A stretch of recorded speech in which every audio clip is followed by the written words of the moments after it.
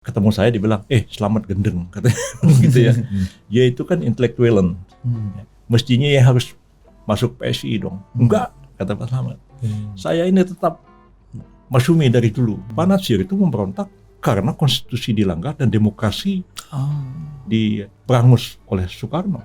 Yang namanya politik itu nggak terlepas daripada konflik dan pertikaian. Di zaman Khulafaur Rasyidin itu pun bukan tidak ada konflik dan pertikaian. Dan dua di antara khalifah itu mati terbunuh, itu harus kita pahami. Ya, akhirnya menteri-menteri yang akan masuk ke kabinet Hatta disuruh berdiri, disuruh mengucapkan lafaz nawaitu, katanya masuk ke kabinet ini karena ingin membubarkan atau membatalkan Kepil.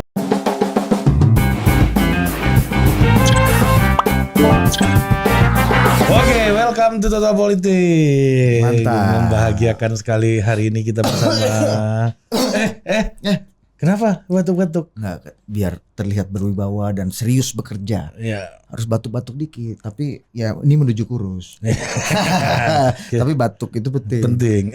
Udah lewat masa Covid, jadi batuk nih orang nggak perlu takut. Udah soal kebijaksanaan lagi batuk ya. Kalau kemarin batuk dianggap nggak bijak pas Covid. Iya, kau ini batuk dia keluar kau kan. Iya, Sekarang orang batuk itu tandanya dia serius bekerja dan memikirkan rakyat. Padahal TBC.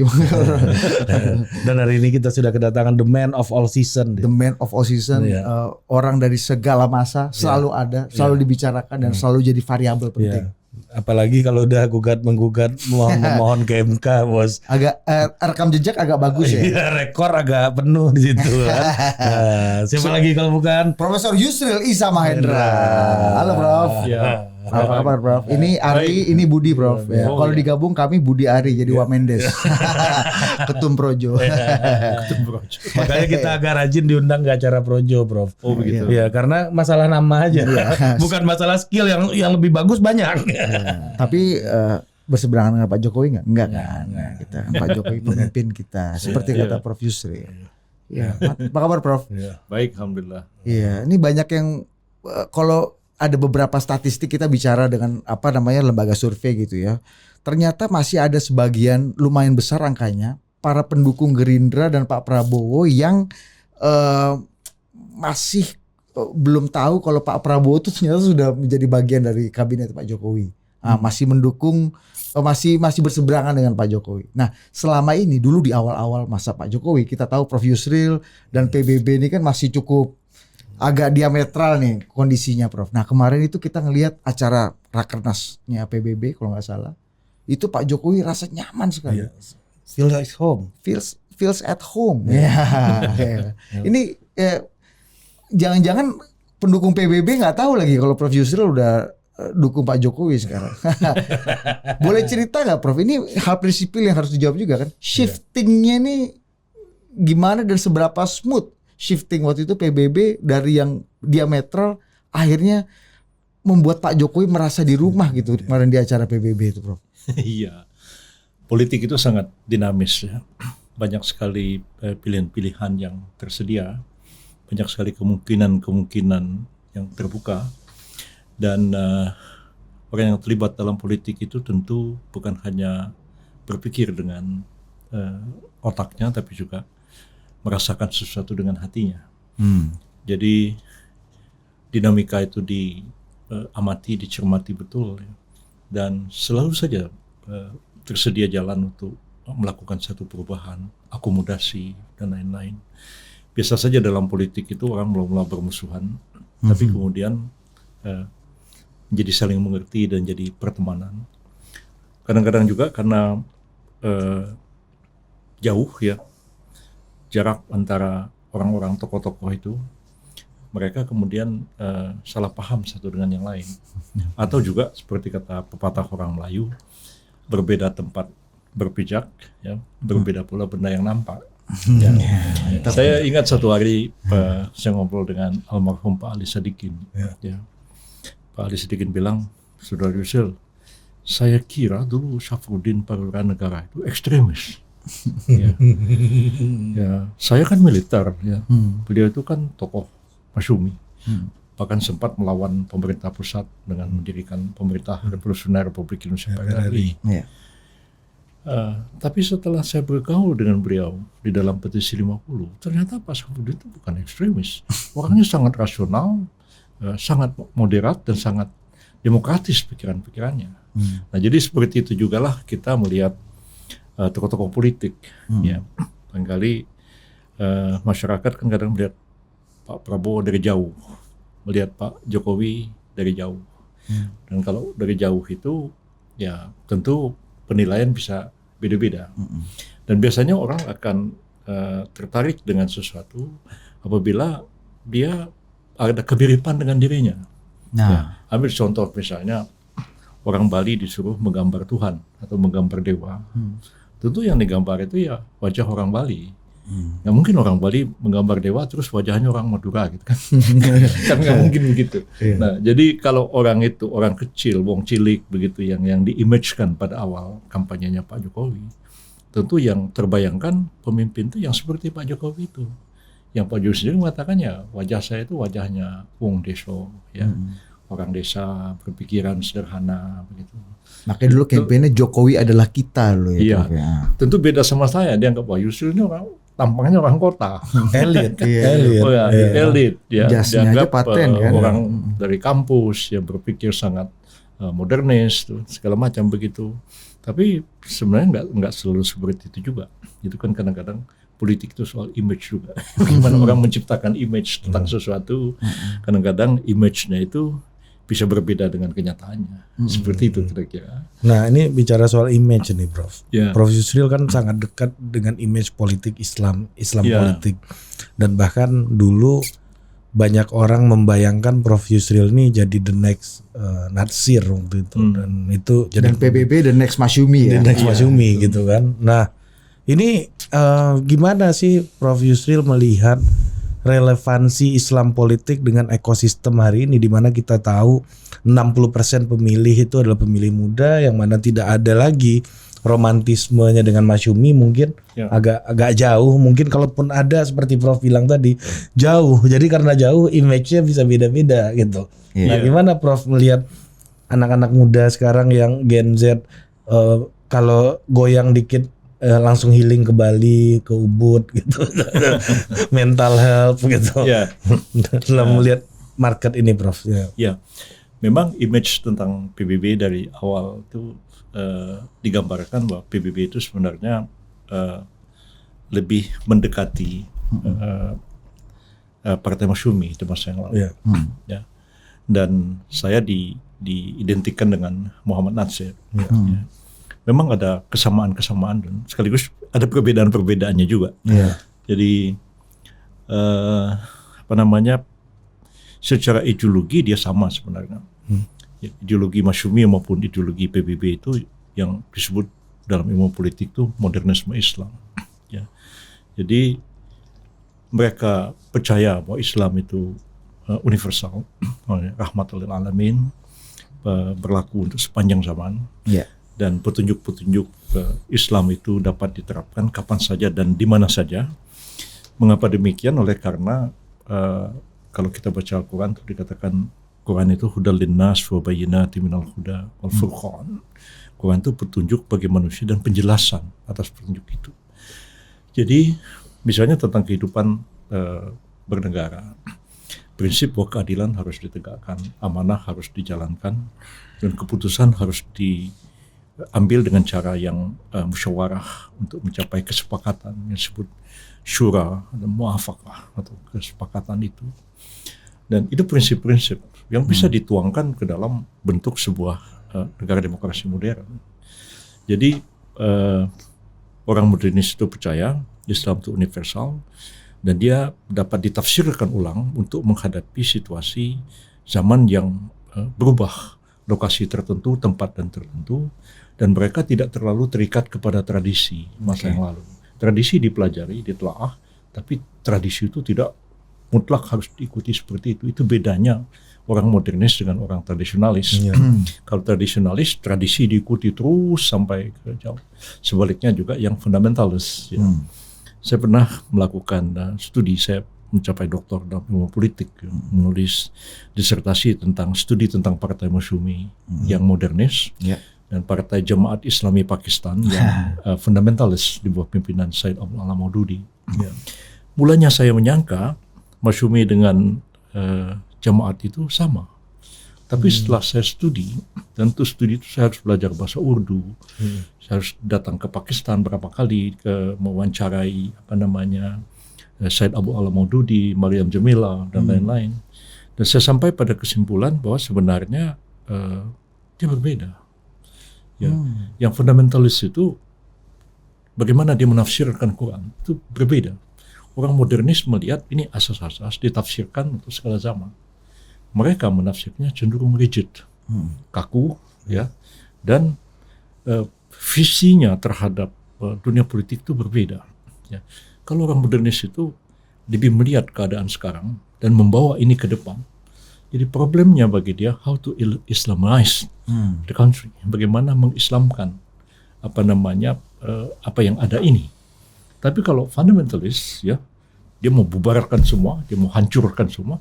Dia mau kembali kepada zaman Nabi dan Khulafaur Rasyidin. Jadi memang berbeda jauh. Jadi kalau saya membaca draft Undang-Undang Dasar Republik Indonesia tahun 1957, ya, pada waktu mulai sidang konstituan di Banten, ya. Partai Masyumi itu membentuk tim terdiri atas 13 orang dan mendraft rancangan Undang-Undang Dasar yang mau dibawa ke konstituan. Ya. Versi Masyumi. Dan mereka ada dua alternatif. Pertama, Republik Indonesia berdasarkan Islam, ya, atau yang kedua, Republik Islam Indonesia berdasarkan ketuhanan yang Maha Esa. Tapi seluruh Undang-Undang Dasar sementara 50 itu diadop, kecuali diberi dasar Islam tadi. Jadi sebenarnya mereka ingin Indonesia yang seperti ini, tapi bagaimana mengislamkan Indonesia itu, bukan dihancurkan semua terus dibikin yang baru. Itu bedanya Masyumi dengan Darul Islamnya Kartosuwiryo. Ya, itu jauh berbeda sebenarnya. Walaupun sering orang PKI bilang katanya Masyumi dengan DI itu identik, beda sama sekali. Nah, begitu juga karena baca judul ini, iya, clickbait. Sebenarnya ada banyak tipologi gerakan Islam, ya. Dan kalau di sini ada NU yang dalam tanda kutip dibilang tradisionalis. Tradisionalis itu bukan negatif, ya. Artinya mengikuti tradisi. Ya. Jadi tradisi Islam dan tradisi Jawa dipadukan, ya, dengan sarungnya, dengan apa segala macam. Kalau kata Gus Dur, pribumisasi Islam seperti itulah. Kalau orang modernis model saya ini, model Muhammad Natsir, model Muhammad Rum, Safruddin segala macam. Mereka umumnya berpendidikan Barat. Itu terasa dengan Natsir itu sama. Pak Natsir itu sekolah Belanda. Saya juga nggak pernah sekolah di pesantren, ya. Saya sekolah biasa begitu, tapi pernah sekolah madrasah pernah. Lalu kemudian sampai di UI, sampai teruslah begitu studi. Tapi mereka punya komitmen yang cukup tinggi kepada Islam dan meyakini Islam itu sebagai nilai-nilai yang berlaku universal, tidak nabrak siapapun sebenarnya. Dia bermanfaat bagi siapapun, baik Muslim maupun non-Muslim, dan mereka terbuka. Ya. Jadi saya tidak begitu. Saya melihat misalnya dulu yang Pak Natsir jadi organisasi pemuda itu Young Islamiten Bond namanya, ya. Itu sama-sama Young Java, Young Sumatera, Young Ambon. Ada yang namanya Young Islamiten Bond. Itu tokoh-tokohnya ya Natsir, ya Muhammad Rum, Kasman Singodimujo. Orangnya pakai jas, pakai dasi. Jadi kadang-kadang kalau saya dilihat dari segi penampilan, ya, di kalangan orang PKS mungkin saya dituduh orang sekuler. Tapi di kalangan sebagian orang Kristen, minta maaf ya, saya berapa yang lalu ketemu Pak Pandana Baban, saya bilang, mungkin di kalangan Anda saya orang fundamentalis. Jadi yang benar yang mana? Jadi saya bilang yang benar saya orang modernis. Jadi yang selalu akomodatif terhadap kemajemukan masyarakat kita. Jadi cara berpikir Pak Natsir dengan cara berpikir saya nggak banyak beda sebetulnya. Dan saya ikut Pak Natsir itu 16 tahun. Ya, satu ruangan seperti ruangan ini, di situ meja Pak Natsir, di sini meja saya. Dan kita bekerja. Beliau kadang-kadang ngobrol dengan saya, kadang-kadang justru coba dibuatkan surat di konsep ini. Dan saya sebenarnya pertama kali saya menulis pidato Pak Natsir. Iya. Awal belajar pidato di situ, Bro. Mantap juga bridgingnya nih. Tapi Pak Natsir sendiri sebenarnya speechwriternya Bung Karno pada masa revolusi. Jadi Pak Nasir mengatakan Bung Karno tidak akan baca pidato sebelum dia tanya, Natsir sudah baca apa belum draft ini. Nah, jadi di situ saya belajar nulis sering tulisan-tulisan Pak Nasir itu sebenarnya nulis saya. Jadi Pak Nasir itu cerita dengan saya macam-macam hal, saya tanya, setelah selesai, kadang-kadang saya rekam pakai kaset ya zaman itu ya. Kemudian saya ubah jadi satu artikel. Dan pernah ada tulisan yang agak serius ya. Judulnya itu Indonesia di Persimpangan Jalan itu tahun 1979 ya. Itu Pak Nasir ngomong sama saya panjang lebar dan saya tulis jadi buku kecil dan ketika buku itu terbit sorenya dibahas oleh BBC London. Ya. Atas nama Muhammad Nasir. Orang nggak tahu kalau saya. Ghostwriter-nya Yusril Iza Mahendra. Pada waktu itu, tapi setelah saya selesai tulis, saya kasih ke beliau. Iya, pasti. Beliau koreksi-koreksi. Jadi. Tapi artinya kan Anda sudah tahu dan sudah menyelami isi kepala dan isi hatinya Pak Nasir ini kan. Iya, saya mengerti banyak hal yang misunderstanding misalnya kenapa dia yang begitu kuat membela Republik yang membubarkan Republik Indonesia Serikat dan membentuk negara kesatuan, kembali negara kesatuan itu Pak Nasir. Ya, kenapa tahun 1958 dia bergabung dengan PRRI misalnya kan? Dan cukup lama Pak Harto kalau ngomong sama saya selalu Pak Harto kata-katawa, Ril, kamu itu kan Natsir Buddha. Orangnya Natsir. Kenapa Pak? Saya bilang, jadi Natsir itu kan Masyumi itu ikut berontak PRRI gitu. Jadi yang ada di otaknya Pak Harto ya orang seperti Pak Nasir pemberontak dan cukup lama image seperti itu. Ya. Baru pada masa SBY Pak Nasir itu kemudian direhabilitasi dan diangkat sebagai pahlawan nasional. Ya. Juga Syafruddin Perwira Negara juga sama. Jadi sebenarnya orang modernis itu cukup akomodatif ya menghargai kemajemukan, tidak saja internal di dalam umat Islam tapi juga kemajemukan masyarakatnya. Jadi Pak Nasir ketika disuruh membentuk kabinet Natsir tahun 1950 di dalamnya itu ada 2 orang Katolik kalau nggak salah, ada 2 orang Protestan, ada orang Hindu, bahkan ada tokoh kebatinan Mr. Wongsonegoro yang diangkat menjadi Menteri Kehakiman pada waktu kabinet Nasir. Yang salah seorang itu mungkin saudara kenal Hilmi Yohanes ya. Itu bapaknya tuh Profesor Herman Yohanes. Itu menjadi Menteri PU, diangkat oleh Muhammad Nasir di dalam kabinetnya. Dan yang ada di uang kertas itu ya, Kalau uang kertas bukan, kayaknya itu uang kertas zamannya Bung Karno ya. Masih awal kemerdekaan tuh tahun 46. Tapi kan ada gambarnya Herman Yohanes. Yang baru di uang kertas terbaru. Betul. Tapi kan gini Prof, ini balik cerita tadi Prof menarik, kamu orangnya Natsir kan. Tapi kan Natsirers. Kalau sekarang kan Jokowers, Natsirers. Kan tapi kalau di zaman Pak Harto kan bukannya lebih akomodatif kepada pemberontak di zaman Bung Karno sebenarnya. Artinya yang menjadi musuh atau menjadi yang berdiametral dengan Bung Karno adalah teman saya. Kayak Pak Mitro misalnya kan. Dan kan Pak Mitro juga ikut di PRRI. Iya, dan Venture Sumual yang orang-orang yang jadi pesakitan waktu itu kan kemudian menjadi bagian penting dari awal-awal Orde Baru.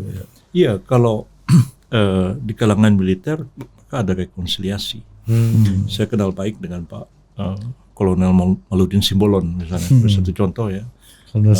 Kemudian juga Venture Sumual, Ahmad Hussein, saya kenal semua tokoh-tokoh PRRI dan Permesta, Andi Sose dan lain-lain. Mereka bahkan dikasih bisnis loh. Betul. Pak Venture itu agak oke juga bisnisnya kan sampai ini. Pak Maludin juga ada hotel Sari Pacific dan segala macam gitu ya.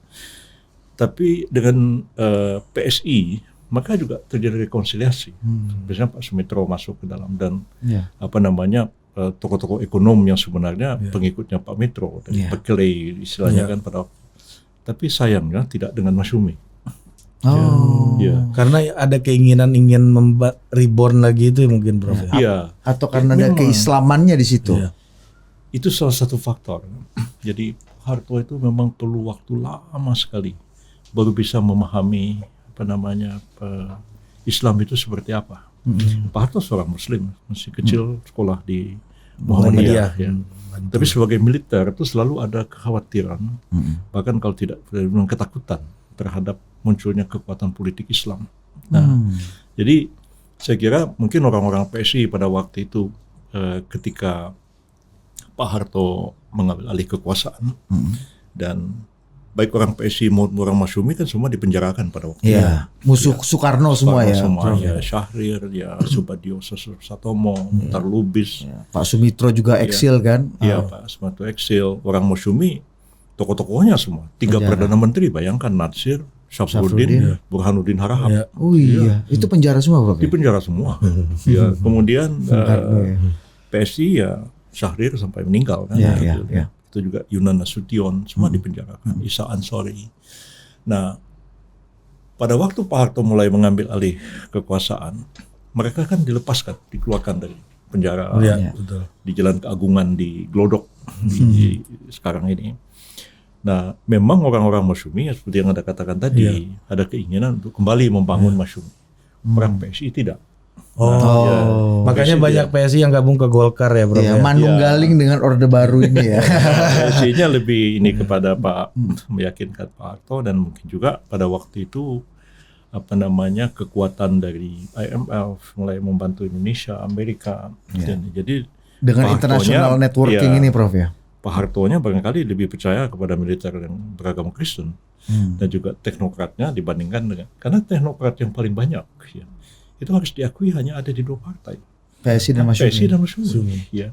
Saya satu hari ketika guru saya Profesor Slamet Iman Santoso, ya, siapa yang nggak kenal sama beliau ya, almarhum itu. Jadi di kampus UI itu saya jadi pengurus masjid Arif Rahman Hakim. Jadi tugas saya itu menghubungi Pak Slamet suruh ngasih ceramah di masjid. Sebenarnya kalau Pak Slamet suruh ceramah nggak ada. Pak Slamet itu kan orang PSI. Enggak, Pak Slamet itu orang Masyumi. Teman-teman pada gak percaya. Iya. Akhirnya baru semua itu percaya ketika Pak Slamet menulis autobiografinya. Ya. Jadi Pak Slamet tuh di biografinya dibilang begini, ada teman saya, seorang dokter juga, tapi sekaligus politisi yang terkenal katanya. Terus dia ketemu saya, dibilang, Slamet gendeng katanya, gitu ya. Dia itu kan intelektualan, mestinya ya harus masuk PSI dong. Enggak, kata Pak Slamet. Saya ini tetap Masyumi dari dulu. Pak Slamet ya. Yang dia masuk dokter yang polisi siapa? Itu bapaknya Pak Yono Sudarsono. Dokter Sudarsono. Dr. Sudarsono. Ya. Menteri Sosial zamannya Kabinet Syahrir ya. Jadi Pak Slamet bilang ya, saya nggak begitu ini sama PSI. PSI itu terlalu elitis ya. Tokoh-tokohnya intelektual tapi tidak merayat katanya kan. Nah, saya lebih senang Masyumi, tokoh intelektualnya banyak, tapi dia merayat. Nah, karena itu Slamet ini sampai itu tetap pendukung Masyumi yang setia. Ya Pak Slamet begitu. Tapi ya seperti kita tahu Pak Slamet itu kan sangat abangan dalam hal Islam ya. Tapi dia kiblatnya Masyumi. Kiblatnya Masyumi. Dan dia anggota Masyumi. Sama seperti Dr. Setiabudi ya, kita tahu kan di Bandung ada Jalan Setiabudi di sini. Setiabudi itu Masyumi. Ya, orang Indo-Belanda ya, Muslim, tapi ketika bergabung ke partai dia jadi anggota DPR fraksi Masyumi. Jadi lebih banyak yang kelompok intelektualnya. Nah, jadi pada waktu awal Orde Baru itu di mana intelektualnya itu ya kalau nggak dari PSI, Masyumi atau PSI. Ya Menteri Keuangan selalu Masyumi, bahkan Syafruddin Gubernur Bank Indonesia ya kan gitu seterusnya. Gunting Syafruddin waktu itu jadi Menteri Keuangan tahun 50 itu. Nah, jadi Pak Harto kan harus tidak hanya militer. Nah, makanya yang direkrut yang lebih banyak yang dari PSI. Dan saya kira mungkin juga ya, saya tidak menyalahkannya, tapi situasinya pada waktu itu masih ada keraguan di kalangan orang-orang Masyumi. Kan orang Masyumi itu kan komitmennya kepada demokrasi luar biasa. Jadi mereka sampai membentuk PRRI itu karena menganggap bahwa Bung Karno mulai meninggalkan demokrasi dengan membubarkan kabinet Ali Rumbirham dan menunjuk Juanda jadi Perdana Menteri. Nah, itu ditolak. Nah, jadi mereka menganggap bahwa ini demokrasi. Jadi kalau orang mengatakan apa sebab Pak Nasir ikut PRRI kalau mau di quote and quote itu pemberontakan, apakah pada saat memberontak demi Islam, ya angkat senjata di Sumatera, beda. Ya, Pak Natsir itu memberontak karena konstitusi dilanggar dan demokrasi diperangus oleh Soekarno. Agak berbeda dengan Kartosuwiryo punya gerakan ini. Beda. Jadi kan kadang-kadang di kalangan yang muda-muda ya. Ini kan menarik. banyak tahu tentang Masyumi hanya kulit-kulitnya saja, tidak pernah studi mendalam tentang Masyumi. Jadi melihat sesuatu itu ya ibarat kalau orang sudah meninggal terus dibikin patung, ya sebenarnya kan bukan orang itu lagi, yang ada itu kan patung, ya kan. Dan ketika patung, ya image tentang orang itu kan sudah jauh berubah, ya. Jadi yang dikenang orang itu yang baik-baiknya, yang bagus-bagusnya, yang itu dilupakan, ya seperti itulah. Jadi Masyumi pun seperti itu juga, sama seperti misalnya orang melihat yang paling ideal, ya mengembalikan pemerintahan katanya ke zaman Khulafaur Rasyidin, 4 sahabat Nabi. Sebenarnya kalau kita kaji dengan sejarah, ya, yang namanya politik itu nggak terlepas daripada konflik dan pertikaian. Di zaman Khulafaur Rasyidin itu pun bukan tidak ada konflik dan pertikaian. Dan 2 di antara khalifah itu mati terbunuh, itu harus kita pahami. Ya, jadi karena mati terbunuh, pasti ada pertikaian politik di dalamnya. Dan itu apalagi sesudah zamannya Ali bin Abi Thalib antara Ali dengan Muawiyah, itu perpecahan politik menimbulkan sekte-sekte keagamaan antara Syiah dengan Ahlus Sunnah dengan Khawarij dan lain-lain. Jadi melihat Masyumi pun seperti itu. Masyumi itu bersih, putih. Ya mungkin betul, dari segi itu betul ya. Tapi di dalam Masyumi itu ada pertikaian juga, ada konflik juga di dalam, pertikaiannya juga di luar, dan itu selalu terjadi. Ambil satu contoh misalnya, ketika Amir Syarifuddin menandatangani perjanjian Renville pada tahun 1947, ya, itu Masyumi menolak Renville itu, sehingga menteri-menterinya ditarik dari kabinetnya dan menuntut supaya kabinet Amir dibubarkan. Dan ketika kabinet Amir dibubarkan, tidak ada yang berani memikul beban melaksanakan Renville, maka dibentuklah kabinet Hatta. Wakil Presiden menjadi Perdana Menteri Hatta. Direkrutlah orang-orang Masyumi masuk ke dalam. Itu terjadi perdebatan sengit di dalam kabinet. Jadi termasuk juga terjadi perdebatan sengit di kabinet Amir Syarifuddin yang kedua. Ya. Yang kedua lah saya cerita dulu. Nah, jadi apalagi masuk kabinet Hatta. Nah, kabinet Amir Syarifuddin kedua pun sudah ribut. Ya. Masyumi masuk ke kabinet Hatta dengan tugas untuk melaksanakan Renville. Ya kan? Jadi Masyumi masuk kabinet atau tidak, itu perdebatan semalam suntuk. Saya masih baca Verslah atau nutulen merapatnya di internal Masyumi. Ya. Sampai akhirnya diputuskan bahwa mula-mula ditanya kepada Majelis Syuro, ya, wajib atau haram hukumnya. Ya. Dalil dulu nih, Prof. Dalam kabinet Hatta ini. Ya. Majelis Syuro-nya menjawab, ya. Majelis Syuro itu hanya memberikan fatwa dalam soal-soal yang fundamental. Soal taktik dan strategi politik itu urusan DPP Masyumi. Pengurus besar Masyumi misalnya, ya, bukan urusannya Majelis Syuro. Oh, jadi pertimbangannya apa harus masuk kabinet Hatta? Kita masuk kabinet untuk mencegah ekses Renville. Kalau bisa maksimal kita membubarkan Renville itu sendiri atau membatalkan Renville dari dalam kabinet Hatta. Karena itu diputuskan Masyumi masuk itu dengan perdebatan sengit seperti itu. Akhirnya menteri-menteri yang akan masuk ke kabinet Hatta disuruh berdiri, disuruh mengucapkan lafaz nawaitu, katanya masuk ke kabinet ini karena ingin membubarkan atau membatalkan Renville. Nah, jadi yang terjadi hal yang lucu di situ, ya. Saya baca apa saya lucu gitu. Sekjen Masyumi pada waktu itu namanya Muhammad Saleh, ya, orang Muhammadiyah.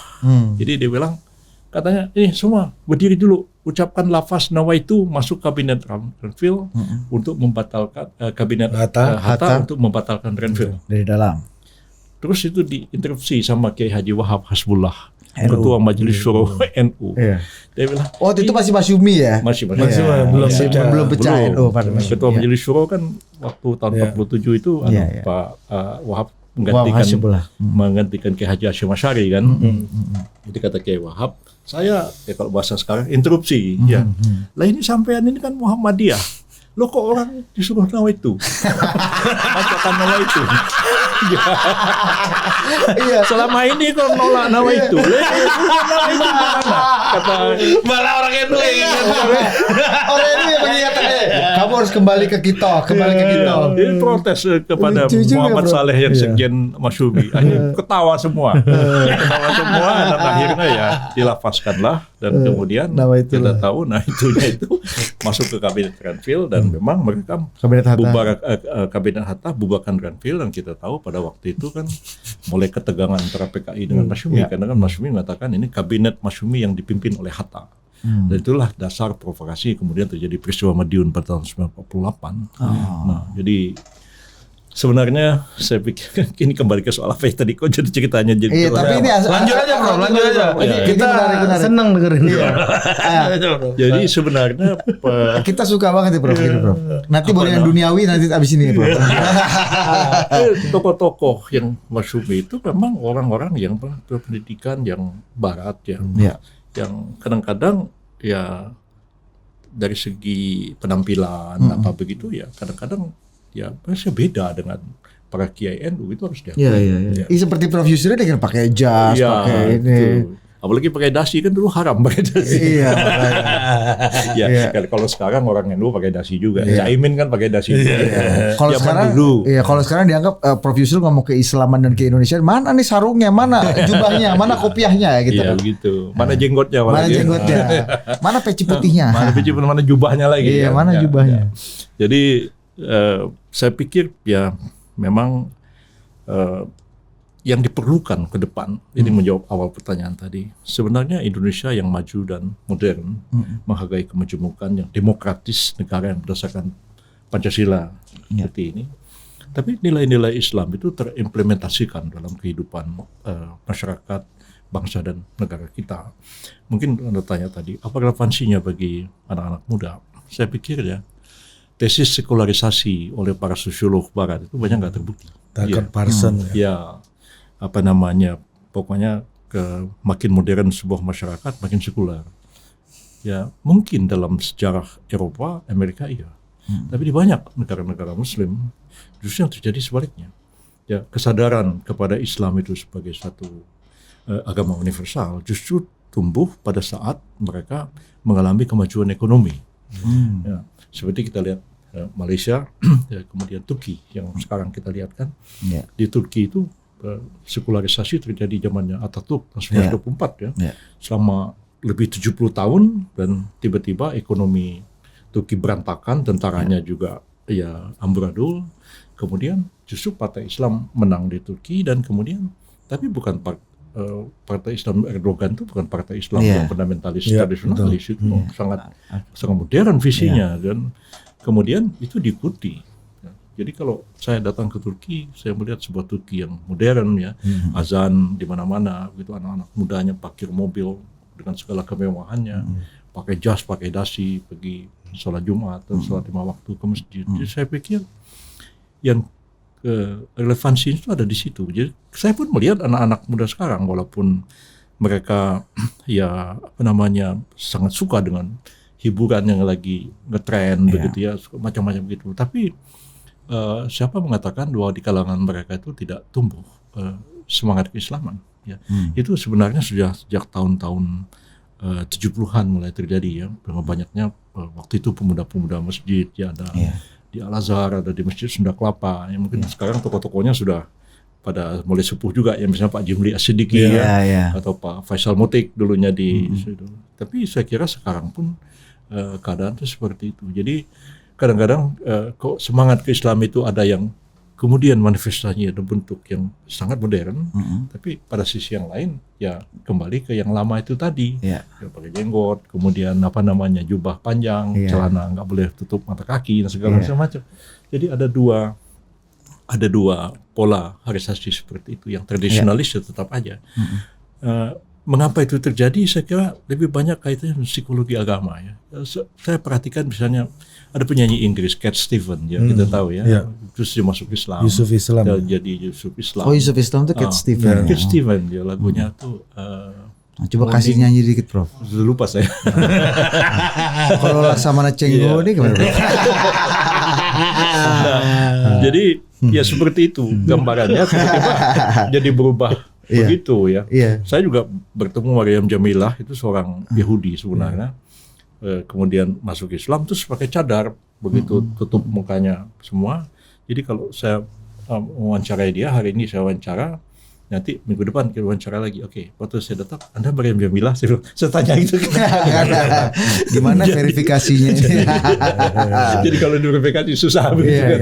Ya, jadi ada manifestasi seperti itu. Kalau bagi saya itu tidak masalah ya. Kadang-kadang orang baru belajar Islam ya, kemudian ada semangat menggebu-gebu seperti itu dan cenderung menafsirkan ayat-ayat Quran maupun hadis secara harfiah. Tapi makin dewasa, makin lama sebenarnya orang tuh akan berubah, makin moderat juga. Saya kira akan seperti itu. Menarik. Ini ada satu pidato Prof Yusril kemarin yang menarik di Rakernas ya. Menjelaskan bagaimana Prof Yusril di tetangganya, di lingkungannya ada Mas Yumi yang berjuang untuk Islam mati-matian, tapi ternyata secara ritualismenya kurang gitu. Iya, betul. Sementara ada aktivis pemuda rakyat PKI yang jadi muazin masjid. Coba Prof, ini gimana menggambarkan yang kebun sayur ya? Yang PNI juga ada begitu. Itu gimana Prof? Iya. Sampai Jadi akhirnya kita begini. berubah menjadi stereotyping yang tadi. Kalau Islam ya harus jubah, harus kopiah putih gitu, bisa harus jenggot. Sebenarnya begini, apa namanya? Kita mempelajari Islam ini bisa dilihat dari sisi normatifnya, dari segi Islamic teachings, ajaran-ajaran Islam. Tapi juga kita bisa melihat sosiologi Islam atau sosiologi agama. Bagaimana ketika Islam itu hidup di masyarakat dan dia mempengaruhi kultur masyarakat itu. Jadi semua agama itu mengalami transformasi dan menghadapi benturan dengan budaya lokal. Dan ketika menghadapi benturan itu, ya, kemudian ada varian-varian muncul. Nah, seperti misalnya ketika Islam itu masuk ke satu daerah yang dulunya tidak ada penganut agama yang besar di situ, maka dia masuk tuh lebih dalam, seperti di Aceh misalnya. Tapi ketika masuk ke Jawa, kan dia berbenturan dengan Hindu dan Buddha yang sudah begitu dalam pengaruhnya, dan melahirkan satu tipologi tertentu. Nah, kalau kita tidak memahami sosiologi Islam atau sejarah Islam, jadi kita mudah menyalah-nyalahkan orang lain. Ya. Jadi kalau saya tidak menyalah-nyalahkan apa namanya orang NU atau apa begitu ya, apa namanya bakar menyan, bakar dupa, ziarah, kemudian apa tumpengnya tahlil segede begini, tahlil apa segala macam, baca doa sambil bakar dupa. menyan Menyalahkan. Saya pikir memang proses adaptasi seperti itu akan terjadi, dan proses itu sehingga terjadi apa namanya Islamisasi terhadap kebudayaan yang sudah ada sebenarnya. Ya, jadi bedalah dengan orang Aceh yang tidak terjadi benturan seperti itu. Di Minangkabau pun sebenarnya ketika Islam masuk dalam ada benturan di bidang hukum waris kan. Ya, karena sistem matrilineal yang ada di Minangkabau. Di Jawa pun juga ada benturan antara hukum adat dan hukum Islam terkait dengan hukum kewarisan, tapi yang lain kan sebenarnya tidak. Nah, jadi ada orang-orang yang dalam politik Islam itu komitmennya kepada Islam sangat tinggi, ya. Tapi kalau dinilai dari segi ibadah, mungkin dia kurang. Ya. Ini menarik. Kalau kita lihat di zaman para sahabat, ya, Nabi, ada yang memang panglima perang yang gagah berani, ya, yang melakukan penaklukan kemana-mana, ya. Tapi orang mengatakan dia bukan seorang alim. Dia beda dengan misalnya Umar bin Khattab yang memang sangat paham pada agama, begitu empat khulafah itu.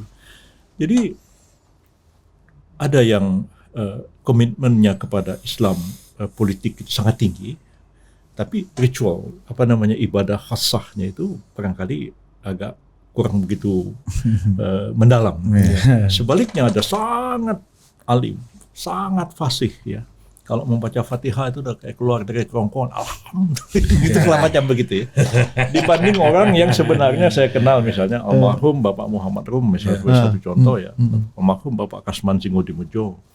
Ya, kita kenal baik dengan beliau. Saya masih muda, ikut orang tua itu, mungkin membaca ayat-ayat Quran itu tidak begitu fasih, ya. Karena memang ini orang Abangan dulunya itu. Orang Abangan masuk yang Islam itu Bon, jadi masuk membela Islam habis-habisan. Tapi kecilnya nggak pernah ngaji, gitu ya. Jadi beda. Nah, tapi semangatnya tinggi. Nah, makanya ekstrim yang saya katakan yang di kampung saya tadi itu, ya, itu ada yang grup yang apa namanya pembela Islam, tapi dalam hal ibadah kurang. Ya, di Masyumi itu pun ada pola seperti itu. Ya. Habis satu contoh yang Abangan di Masyumi itu ya Dr. Skiman ketuanya ya, Dr. Masyumi yang pertama, Muhammad Rum, Pak Kasman Singodimedjo. Itu pentolan-pentolan semua ya. Pentolan semua. Itu Abangan yang masuk ke dalam ini dan kuat dalam pembelaan Islam.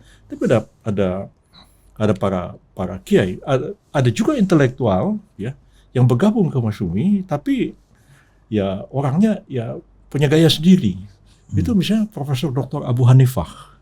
Itu pernah jadi Menteri Pendidikannya kita, ya, seorang dokter terkenal, dan menulis buku banyak sekali. Ada Tales of Revolution ya, ditulis oleh Pak Abu Hanifah, sejarah tentang revolusi kita dulu. Nah, itu pemahaman letaknya itu. Jadi saya satu hari pernah lucu-lucuan. Gimana bro? Jadi kita bersilaturahim dengan Pak Abu Hanifah sebagai orang tua yang udah tua pada waktu itu. Wow, ceritanya berapi-api segala macam begitu. Terus dia bilang, gimana Pak Abu? Ya yang benar itu yang angkatan 28 katanya. 28 ini siapa? Ya kami ini.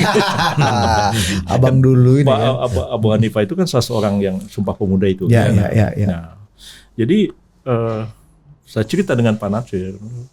Pak Nasir ketemu Pak Abu Hanifah kemarin. Pak Nasir ketawa gitu.